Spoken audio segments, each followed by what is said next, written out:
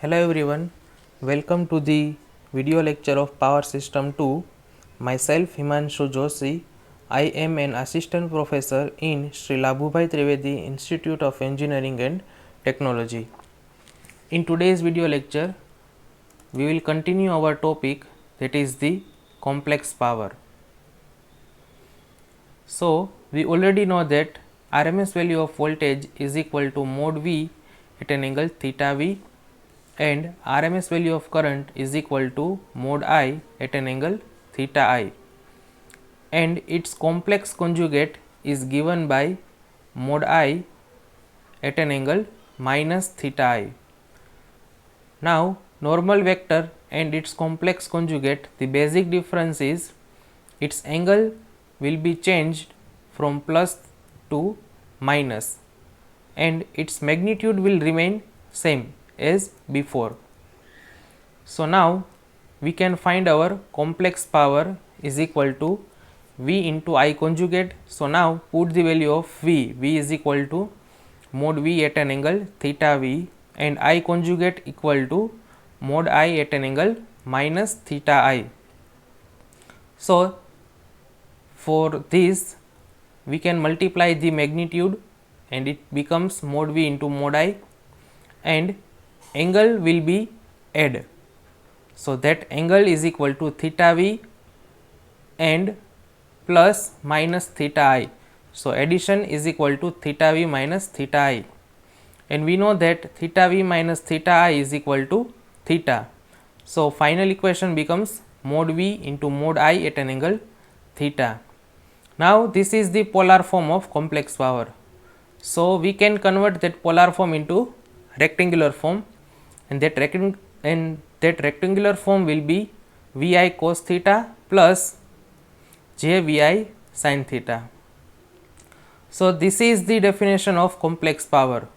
So, this complex power is the addition of active power, that is the average active power, and average reactive power. So, we can say that complex power, in that complex power real part is average active power and imaginary part will be average reactive power. So, we can denote complex power by term S. So, S is equal to V into I conjugate, and that is the addition of active power, average active power P and average reactive power Q. So, the magnitude of this complex power is equal to under root P square plus Q square, because we know that any complex power or any complex term, suppose A plus JB is any complex number. So, the magnitude of any complex number is equal to square root of real part square, so that is the A square, plus imaginary part square, that is the B square. So, here real part is P, so under root real part square, that is the P square, plus imaginary part is Q, so under root imaginary part square. So, that is the magnitude of complex power, and it is also known as apparent power. Now, the unit of apparent power or complex power is equal to volt ampere, and it is denoted by VA. Now, if we talking about the large unit, so large unit will be kilovolt ampere, that is the kVA, and megavolt ampere, that is the MVA. So, normal unit will be VA. If it is in terms of kilo, then it is kVA. If it is in terms of mega or 10⁶, that is the MVA. Now, what is the application of apparent power or complex power? So, we can say that apparent power has direct application for an utility company, since utility company must supply active and reactive power both to consumer. Now, we know that each utility company has to supply industrial load and commercial load both. Now, most of the element needs reactive power. Suppose if I am talking in industrial zone, motors will be used. In residential zone, induction motor will be used. So, motors need reactive power to energize itself. So, utility company must supply active power as well as reactive power. That means utility company has to supply active and reactive power both. Indirectly, utility company has to supply apparent power or complex power. So, that is the application of apparent power or complex power, because receiving and inductive load is also there. So, inductive load needs reactive power. So, utility company has to supply active and reactive power both, or indirectly we can say that utility company has to supply the apparent power. Now, let us talking about the power triangle. So, first of all, let learn about the four quadrant of power. So, we can say that here real axis we will take as plus P. Here in positive real axis we will take as plus P. So, negative real axis automatically becomes minus P, and positive imaginary axis we will take as plus Q, and negative imaginary axis we will consider as minus Q. Now, consider the first case of inductive load, that means current lag by voltage. So, consider this as reference axis and voltage V is at an angle theta V with respect to this 0 angle, and this is the inductive power. So, current lag by voltage at an angle, suppose theta I with respect to 0. So, here we can see that theta V is much larger than theta I. So, the angle theta becomes positive, theta is greater than 0, because if we subtract theta I from theta V, then the number will be greater than 0. So, in that case Q is positive. So, by using this information we can develop a power triangle for inductive load. So, we can say that active power will be on real axis and active power is always positive. So, I can draw a one vector of P with 0 degree, or we can say that at 0 angle. Now, Q is positive. So, it must be on upward direction, because in case of inductive load we have already proven that Q is positive. So, if Q is positive, then it must be at upward direction. So, from this I can draw a vector of Q in upward direction. So, we are having the two vector of P, that is in real direction, and Q that is on imaginary, or we can say that positive imaginary side. So, this addition of vector P and vector Q is our apparent power S, that is our apparent power S. So, this is the power triangle for inductive load, and now this angle will be our angle theta. So, this is the way to draw the power triangle for inductive load. Now, now let us try to draw the power triangle for capacitive load.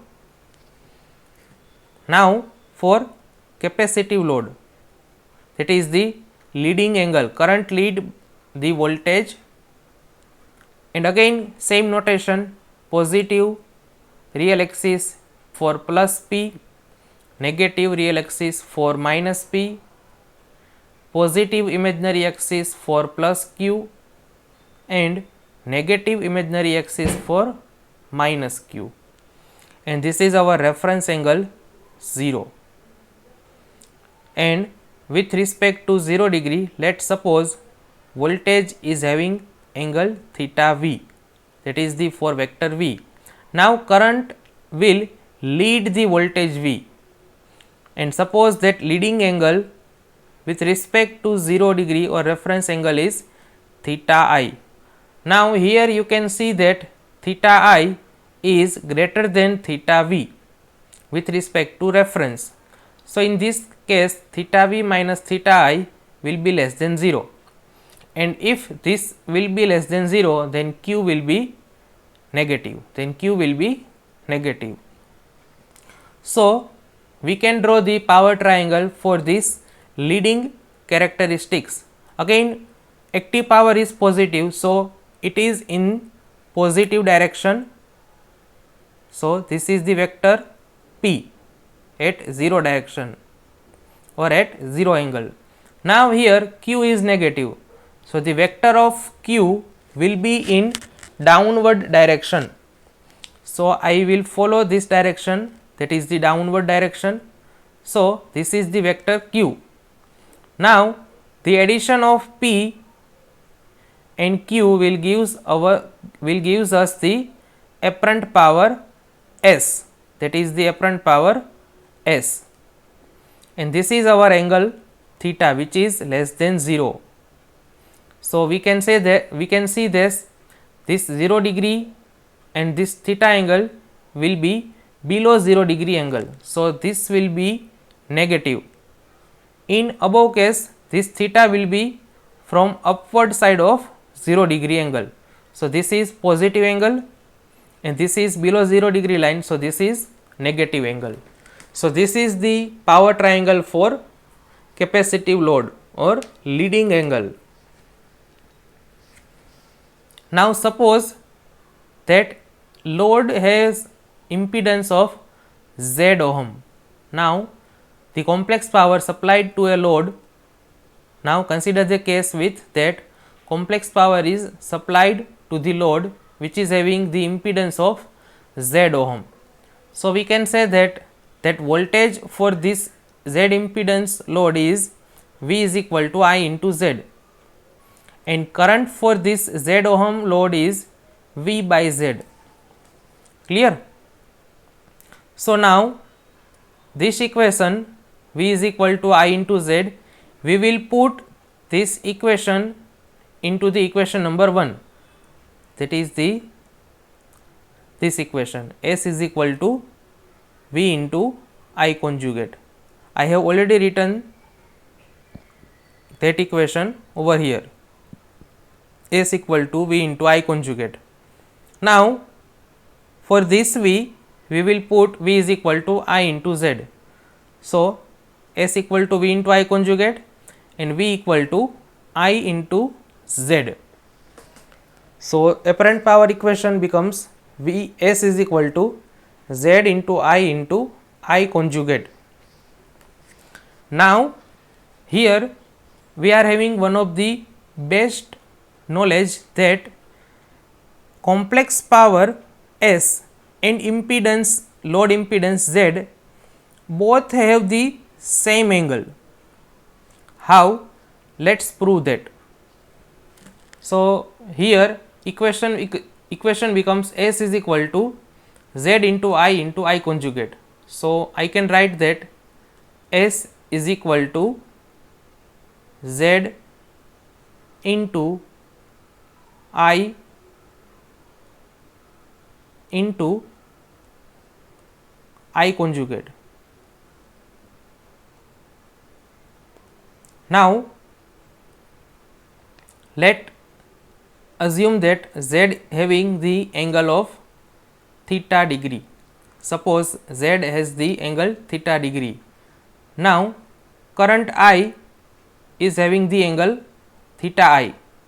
We already know that current is having the angle of theta I, and I conjugate has the angle of minus theta I.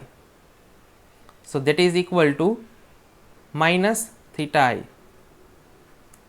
Now that final angle becomes theta only, because this plus theta I and minus theta I will cancel out each other. So apparent power is having the only angle which is equal to theta,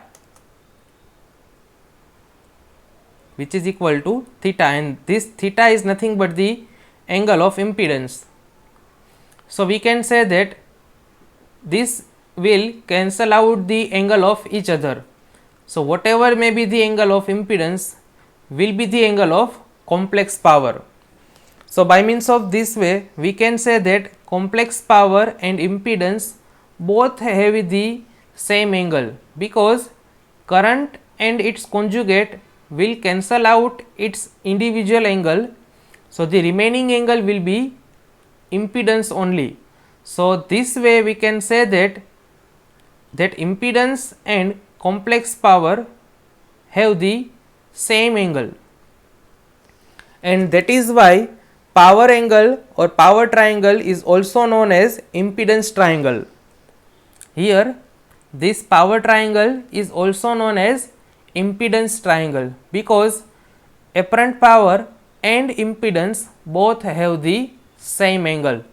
You can find that many of the book will use power triangle instead of impedance triangle, because both have the same phase angle or same angle.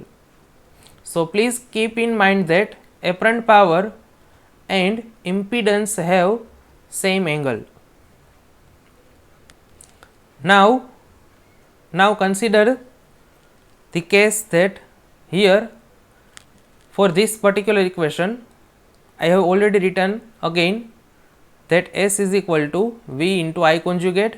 Now we can put the magnitude only. We will put, first of all let me remove all this. So now in this equation I will use only magnitude for further simplification. So you already know that current and its conjugate both have the same magnitude. So here I will use S is equal to V into I conjugate, and again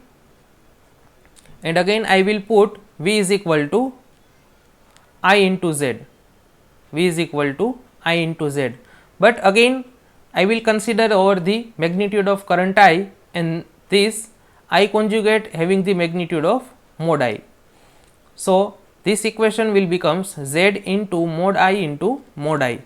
So this is equal to Z into mod I square.